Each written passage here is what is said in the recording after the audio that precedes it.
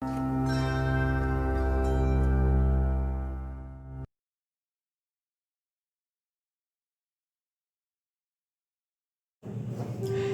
का विषय है दान। सवाल किया गया है कि हम दान क्यों करें, दान करने से हमें क्या लाभ होता है, क्या दान की कोई महत्वता है। तो मैं कहना चाहूँगा कि कर्म करने पर आपका अपना पूर्ण अधिकार है। आप चाहे ये करें, आप चाहे वो करें। आप क्या करते हैं, क्या नहीं करते हैं, ये आपका जाति अधिकार है। गीता में कृष्ण भी कहते हैं दूसरे अध्याय के 47वें श्लोक में, कर्मण्येवाधिकारस्ते मा फलेषु कदाचन मा कर्म फलेतु भूर्माते संगो अस्तु कर्मणि। इसलिए आप क्या करते हैं, क्या नहीं करते हैं, ये पूर्ण रूप से आपके अधिकार क्षेत्र में है। हाँ, करना चाहिए। क्यों करना चाहिए? तो मैं कहता हूँ ऐसा कोई बंधन नहीं है आपके ऊपर, ऐसा कोई कानून नहीं है जो आपको बाध्य करता हो। मगर कुछ कर्म ऐसे होते हैं जो आवश्यक न होकर आवश्यक कर्तव्य जरूर होते हैं, इसलिए कर्तव्य रूप में वो आवश्यक हैं, इसलिए करने चाहिए। देखो, यज्ञ, दान और कर्म जैसे, तप जैसे कर्मों को करने के लिए गीता के 18वें अध्याय के 5वें श्लोक में कृष्ण कहते हैं, यज्ञ दान तपे कर्म न त्याज्यम कार्य में तत् यज्ञो दानम तपस्या पावनानि मनीषिणा। यज्ञ, दान और तप जैसे कर्म ये त्यागने योग्य नहीं है, ये अवश्य करने चाहिए। यज्ञ, दान और तप जैसे कर्म मनीषी लोगों को, बुद्धिजीवियों को पवित्र करने वाले होते हैं। ऐसा ही भरतहरि के नीति शतक में आता है 12वां श्लोक, आप लोगों ने भी सुना होगा, ये शाम न विद्या न तपो न दानम ज्ञानम न शीलम गुणों न धर्मे ते मृत्यु लोके भूवि भारभूता मनुष्य रूपेण मृगाश्चरन्ति। वे पशु रूप में बाहर ही तो हैं पृथ्वी पर, जिनके पास ये गुण संपदाएं नहीं है, विद्या, तप, शील, गुण, धर्म आदि नहीं है। इसलिए यज्ञ, दान और तप जैसे कर्म व्यक्ति को अवश्य करने चाहिए। इससे होता क्या है, इसकी क्या महत्वता है? तो मैं कहना चाहूंगा, जैसा कि अभी 18वें अध्याय के 5वें श्लोक में गीता में कृष्ण ने कहा है, ये मनुष्यों को, बुद्धिजीवियों को पवित्र करने वाले हैं। तो मैं कहना चाहूंगा कि ये आत्मा को पवित्र करते हैं, धवलित करते हैं, अंतःकरण की मलिनता दूर करते हैं। आपका आत्मबल बढ़ता है, आपका मनोबल बढ़ता है, आपका जीवन उज्जवल होता है, आपका आत्मोत्थान होता है, आपका उन्नयन होता है। मैं कहना चाहता हूं ये क्या कम है? इसलिए दान, आज का विषय दान है, तो दान पर हम विशेष बल देकर कहते हैं कि दान व्यक्ति को अवश्य करना चाहिए। सभी धर्मों में कहा गया है,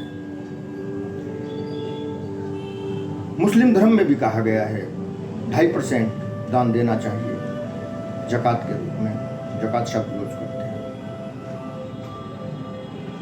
फितरा भी बोलते हैं। फितरा एक अलग हो गया, उसमें क्या निकालते हैं, कितना निकालते हैं, कोई परसेंटेज नहीं है अपनी कमाई का। बाइबल में भी चर्चा आती है, कुरंथियों में, प्रेषितों नामक चैप्टर में, दोनों में आता है। जो अपने कमी में से भी दान देता है, इच्छा रहित होकर जो देता है, वो अधिक फलदायी होता है, अभिष्ट फलदायी होता है।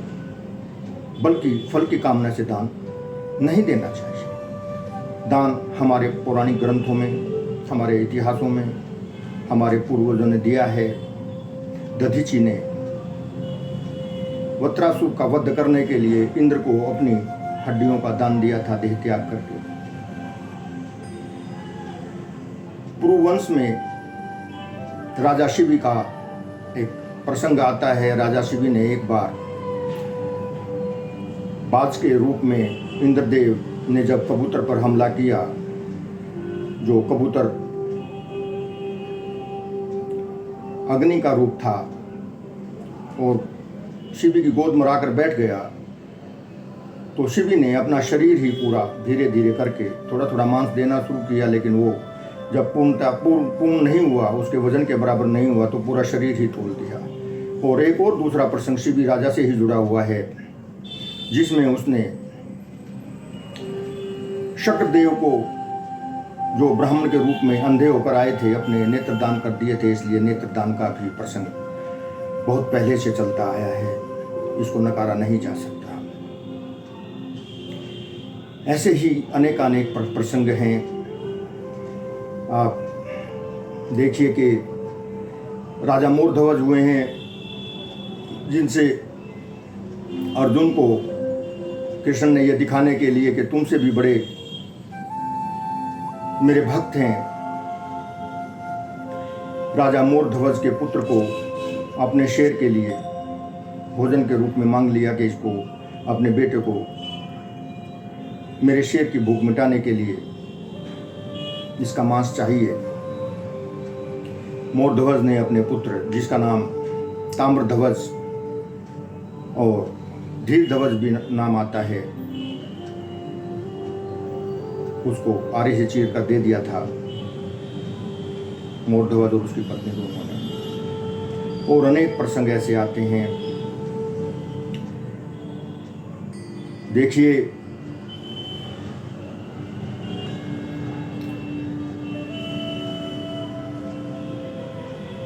ययाति राजा हुए हैं, महाभारत से जुड़ा प्रसंग है। उनके पुत्र थे जो शर्मिष्ठा से थे, पुरु सबसे छोटे पुत्र थे। उन्होंने युवावस्था ही दान कर दी थी अपने पिता को, ययाति को, जब वो संसारिक भोग विलास से थके नहीं, हारे नहीं, और उनको भोग चाहिए था, भोग से तृप्त नहीं हुए थे, तो अपनी युवावस्था पुरु ने, उनके सबसे छोटे पुत्र ने दान दे दी थी अपने पिता को, ययाति राजा को। अनेक प्रसंग हैं। राजा कर्ण भी हुए हैं, राजा हरिश्चंद्र हुए हैं, उन्होंने राजपाट ही दान दे दिया था। दान की बड़ी महिमा है, बड़ी महत्वता है। दान की कोई बाध्यता नहीं है, ये निश्चित एक कर्तव्य है जो आपकी मलिनता दूर करता है और आपको श्रेष्ठ बनाता है, आपके लिए श्रेयकर है। दान जिसको उचित भाव हो, जहां आवश्यकता हो, अति आवश्यकता हो, उसको देना यथोचित होता है, देना ही चाहिए। इसके लिए किसी ने कहा भी है, वित्तम शक्ता तो कर्तव्य उचिता भाव पूर्ते, न तो शक्तिया न ये अकार्य दर्पोध्यात प्रदर्शनम। यह घमंड अहंकार प्रदर्शित करने के लिए है, और जो कार्य न करने के हैं उनको करने के लिए नहीं है। दान वहां देने के लिए नहीं है। दान उचित अभावों की पूर्ति के लिए है। जहां अति आवश्यक हो वहां दान देना ही चाहिए। यह अहंकार आदि अनुचित कार्यों को प्रदर्शित करने के लिए नहीं है।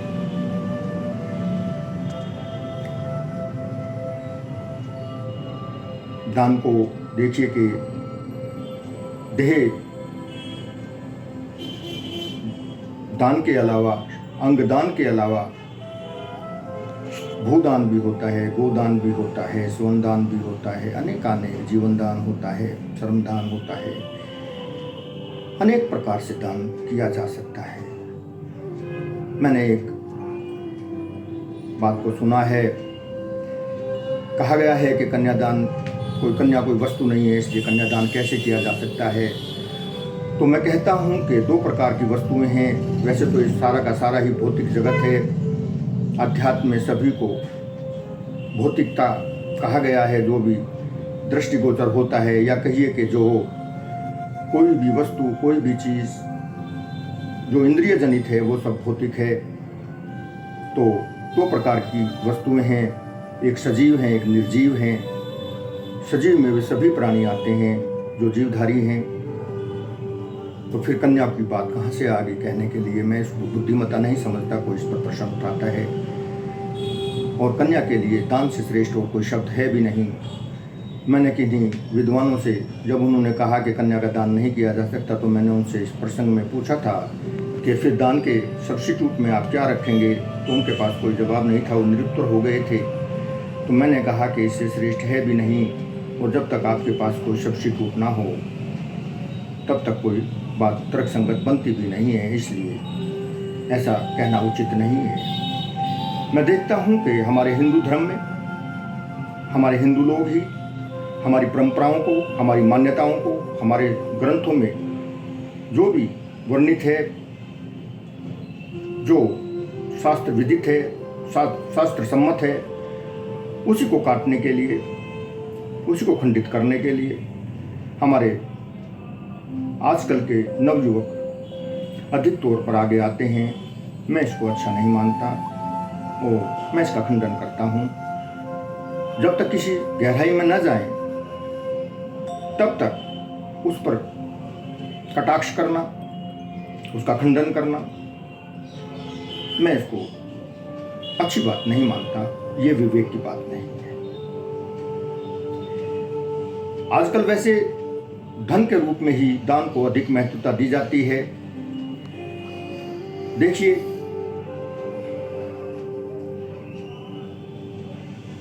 दान की दो गति श्रेष्ठ बताई गई हैं, या तो धन की दो गति श्रेष्ठ बताई गई हैं, या तो दान दिया जाए या उसका भोग किया जाए।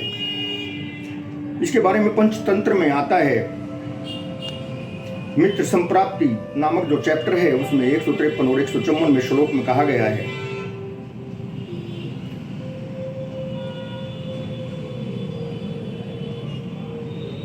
दातव्यम भोक्तव्यम धन विषये संचयो न कर्तव्य पश्य इह मधुकरीणाम संचितम अर्थम हरंतन्य।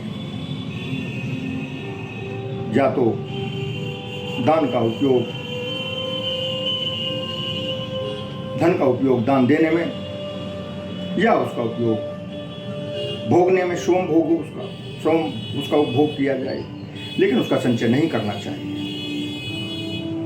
इस श्लोक में कहा गया है कि देखो, ध्यान से देखिए कि जो मधुमक्खियां हैं वो शहद रूपी धन इकट्ठा करती हैं, लेकिन उसको कोई दूसरा ही हर ले जाता है, वो उनके काम नहीं आती, उसको दूसरे लोग अपने उपभोग की वस्तु बना लेते हैं। नाश का तात्पर्य ये कदापि नहीं लगाना चाहिए कि वो विनष्ट हो जाता है, बल्कि ये लगाना चाहिए कि उचित समय पर वो सुपात्र के काम नहीं आता। यही यहाँ नाश का तात्पर्य है। 154वें श्लोक में संप्राप्ति, मित्र संप्राप्ति जो चैप्टर है, उसमें कहा गया है, दानम भोगम नाशस्तीसरो गतियो भवन्ति वित्तस्य यो न ददाति न भुरक्ते तस्य तृतीया गतिर्भवति। तृतीया गति मीन्स नाश, उसकी तीसरी गति होती है, जो ना तो दान दिया जाए, जो धन दान भी नहीं देता कोई, जिस धन का भोग भी नहीं करता, वो भोग भी नहीं करता, उसकी तीसरी गति होती है। तीन गति है नाश की, सॉरी धन की बताई गई है, दान, भोग और नाश। ये दानम भोगम नाशस्तीसरो गतियो भवन्ति वित्तस्य, ये श्लोक भर्तृहरि के नीति शतक का 40वां श्लोक भी यही कहता है। बिल्कुल एक ही बात है।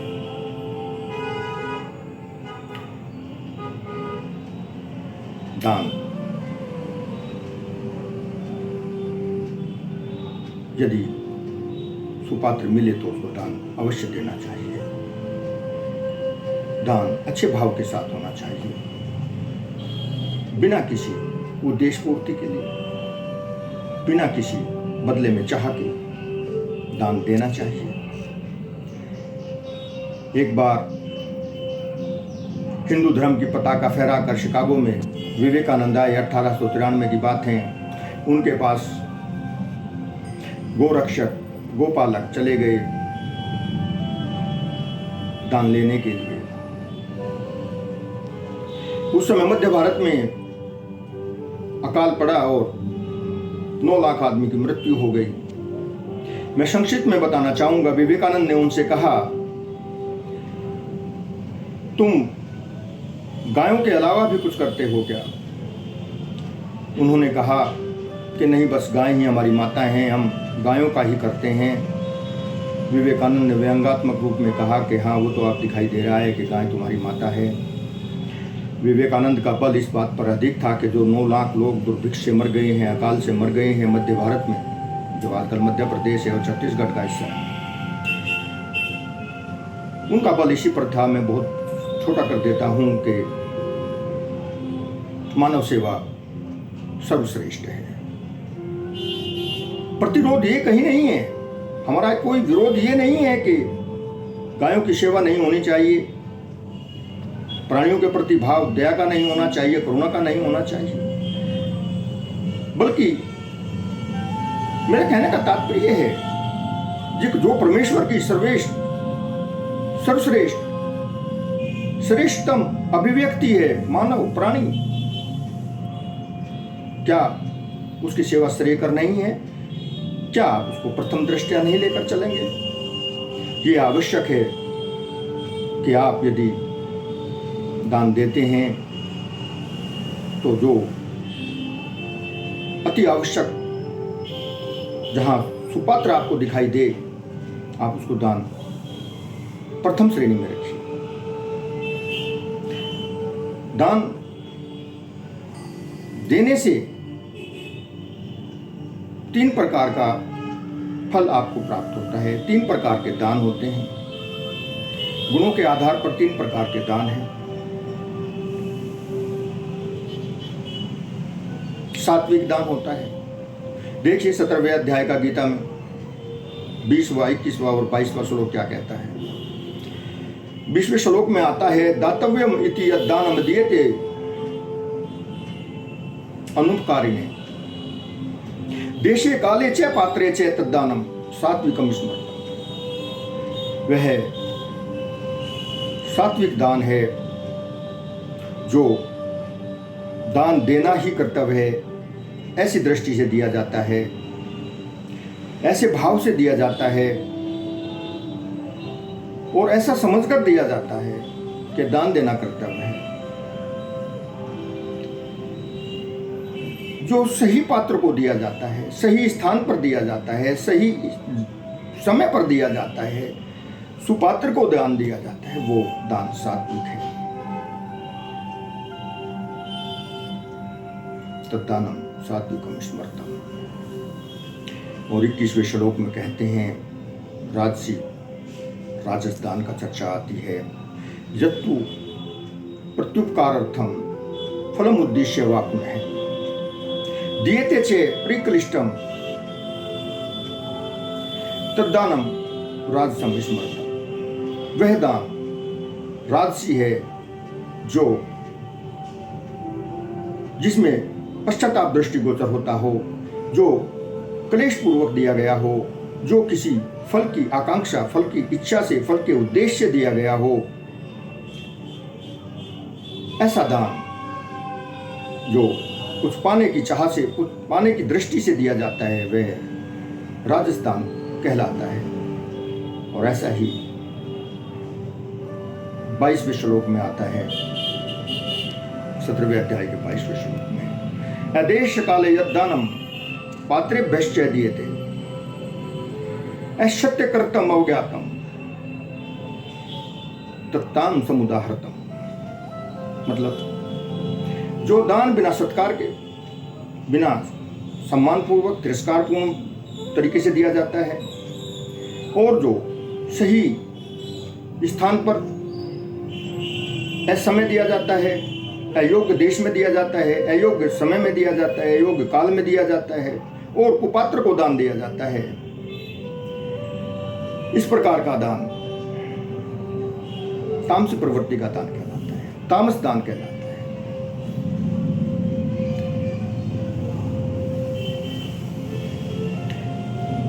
दान निश्चित रूप से श्रद्धा पूर्वक दिया जाना चाहिए।